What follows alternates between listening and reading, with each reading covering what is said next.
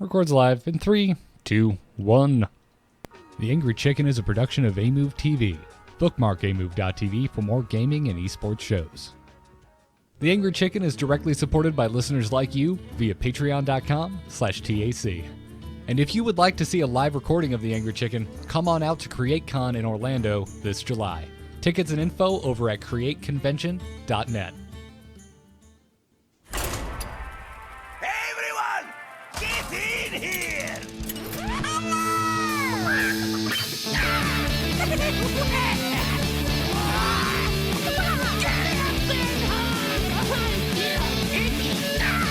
Ready for action! I've got the beast in my sight. A podcast about Hearthstone, Heroes of Warcraft. This is the Angry Chicken.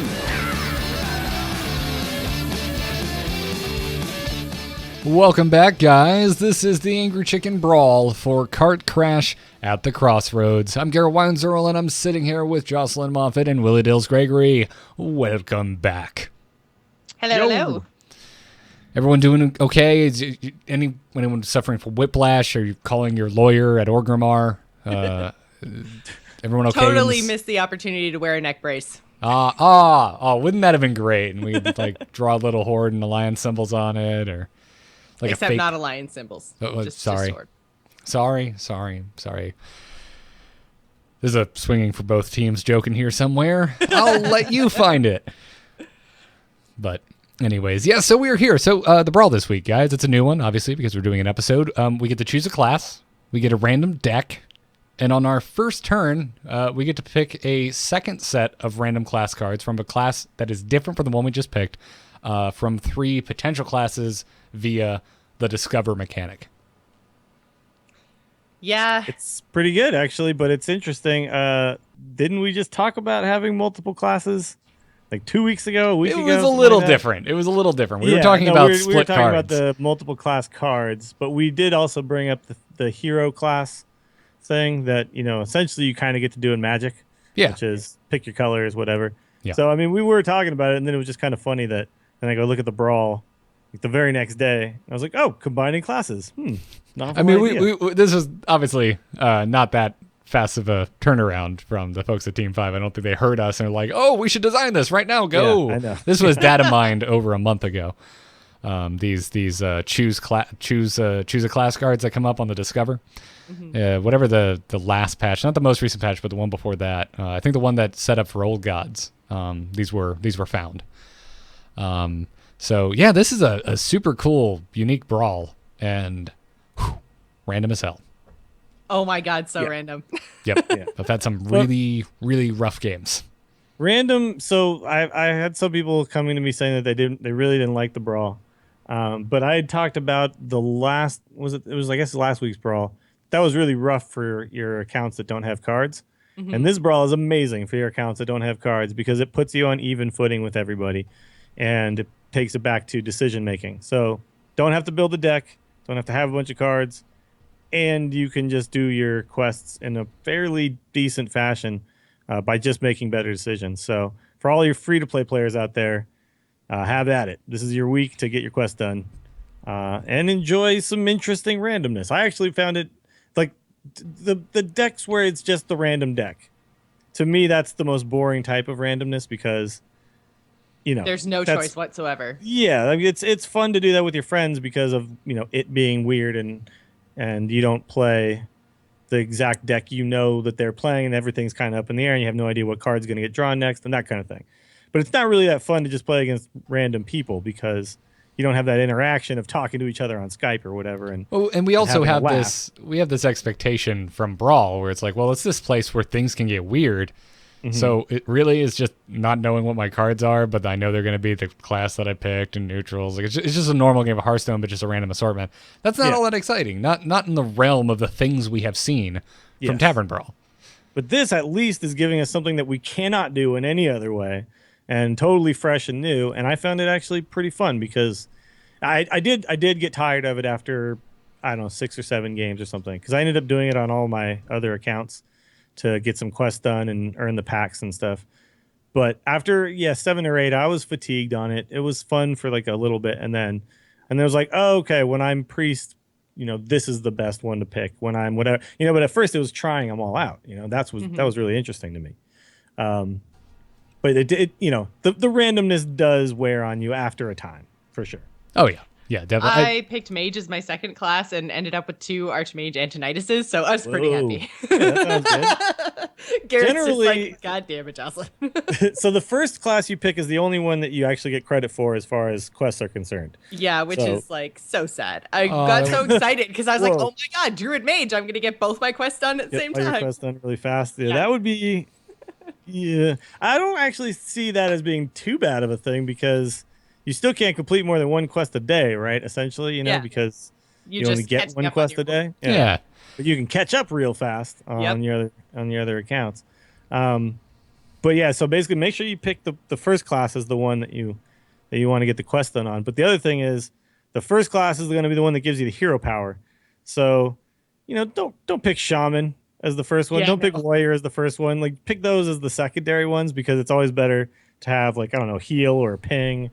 Or the warlock hero power or something like that. Or face damage. Yeah, exactly.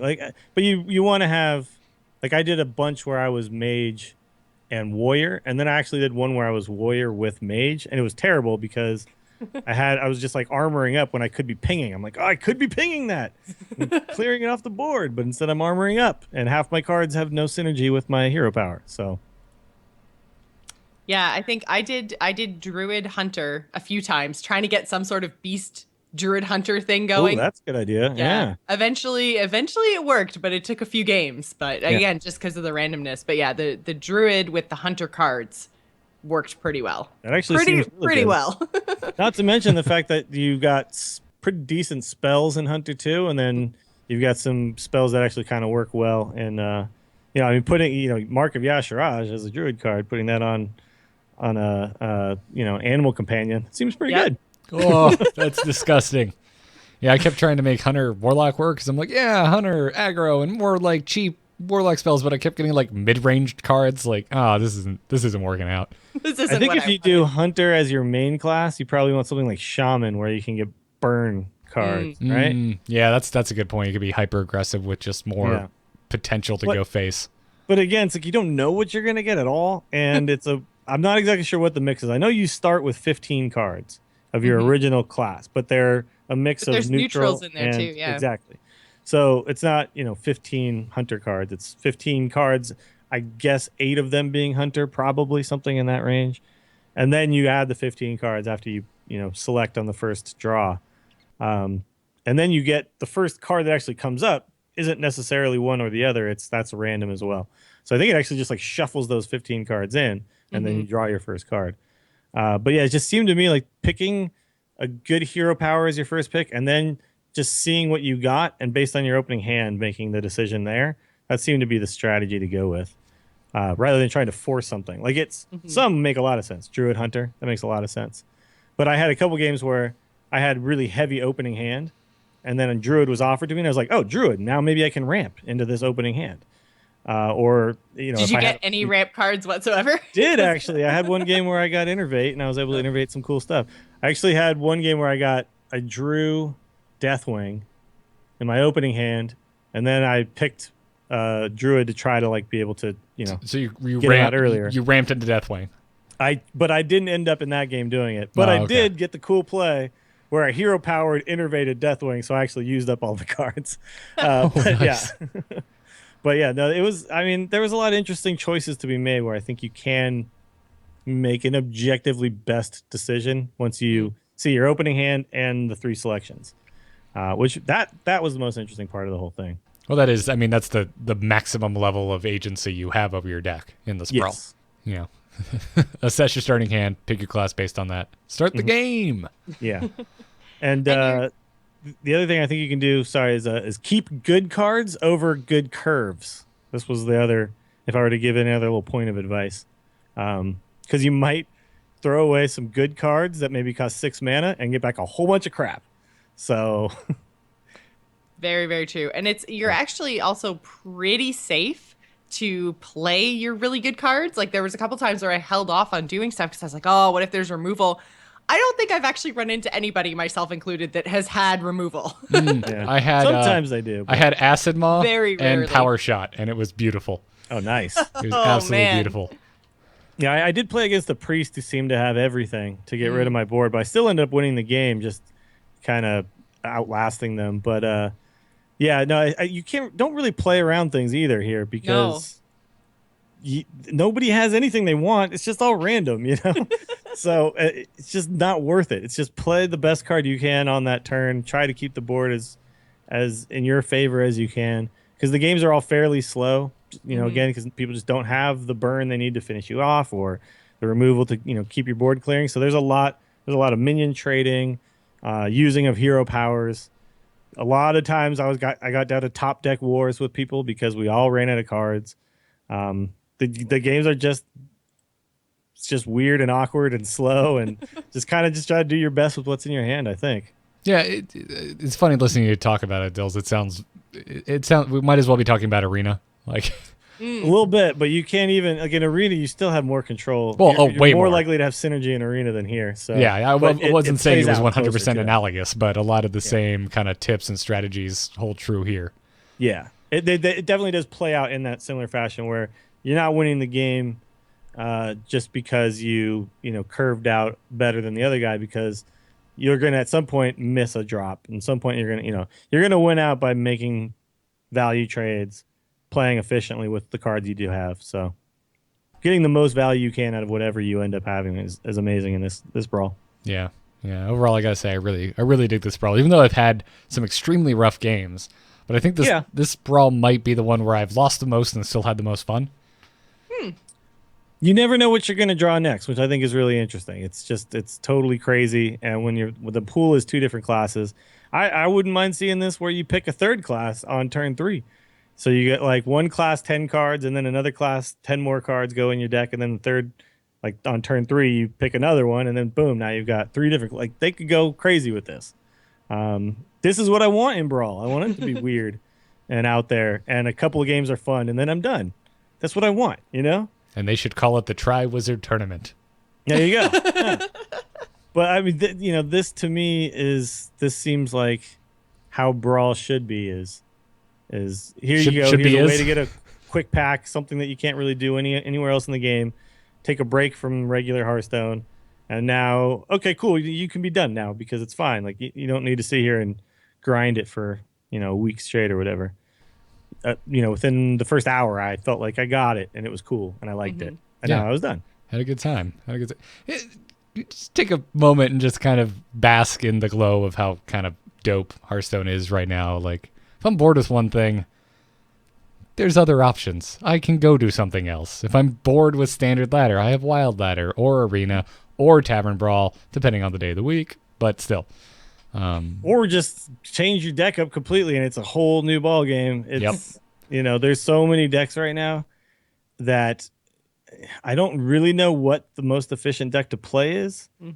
It's probably something that's fairly aggressive, but not necessarily. I went up against all this weird stuff already on the ladder, and I don't think you can really target one type of deck. I think you have to be somewhere in the middle right now. I don't know. It's really cool and interesting though. Yeah, I had an epic N'Zoth Paladin versus N'Zoth Priest yesterday, and it froze in the last turn when I was about to win, and I didn't get credit. Which one were you playing? I was playing N'Zoth Paladin. Okay, that's a really tough matchup. Yes, it is, and that's why I was so happy that I was about to win, and then the game hard froze, and I was like, oh no, and I'm like X'd out to reconnect, no option to reconnect, no loss, no win. Just nothing. Damn. I'm like, man, that was like a 15-minute game. That's rough, dude. That was amazing, really and rough. I won. I was so angry. I was things were thrown. I would be salty as hell over that one. Yep.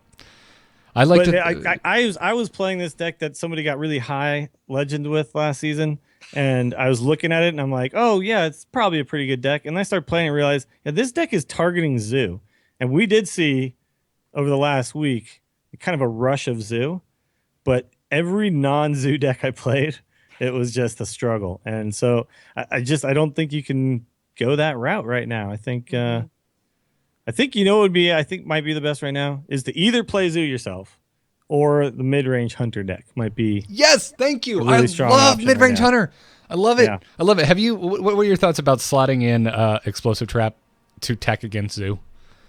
It's good Because it's been going pretty well for me. Yeah, I liked having one explosive and one freezing. Yeah, Like they're both old good in school their own mid-range. ways. And now with Mad Scientist, you don't actually just randomly get one; you decide to play it or not.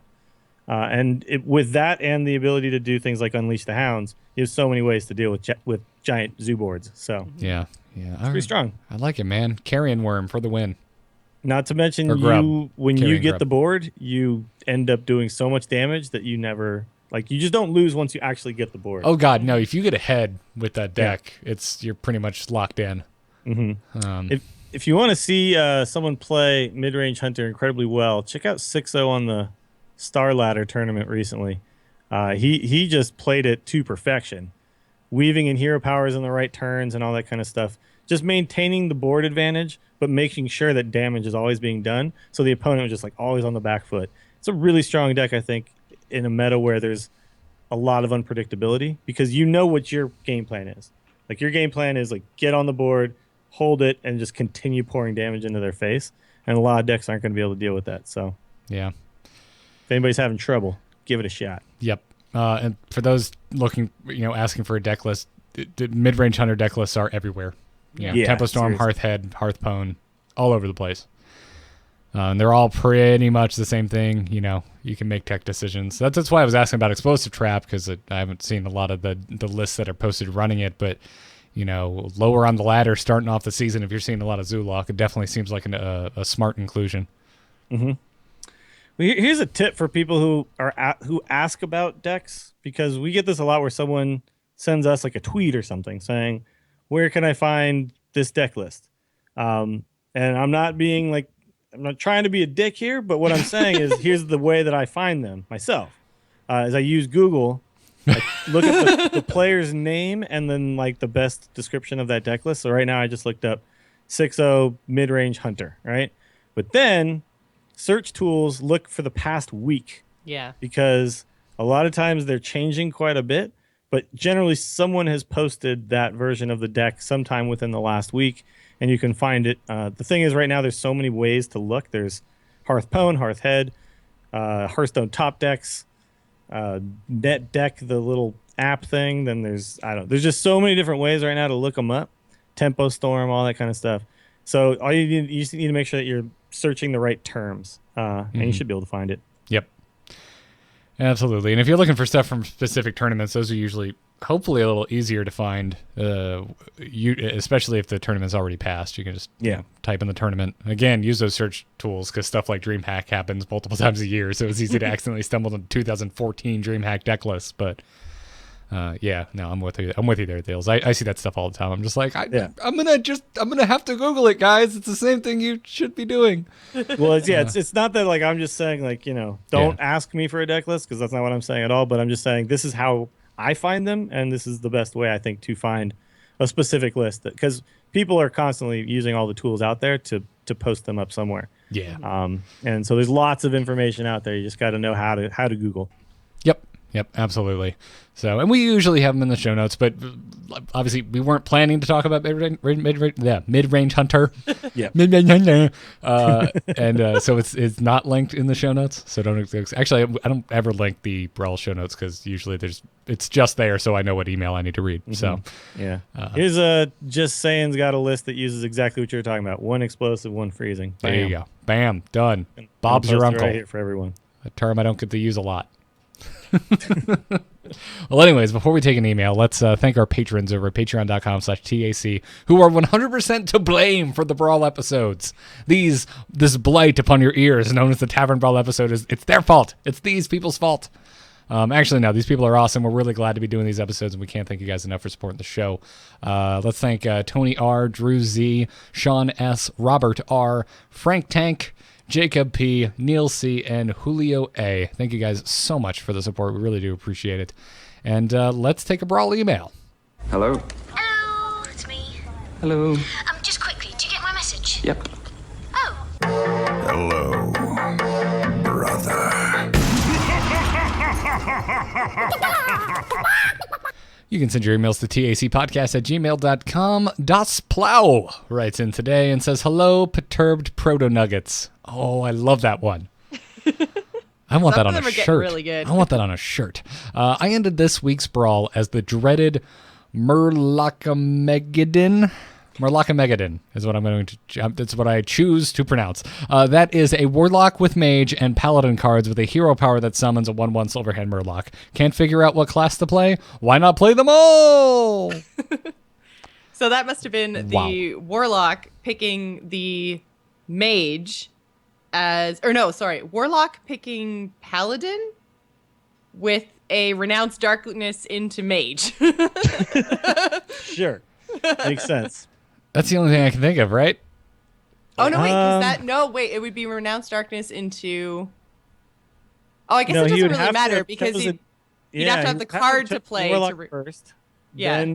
Then had mage. Then picked mage. Wow, what the hell? Then and then renounced darkness into paladin, and then got to change hero power. Yeah.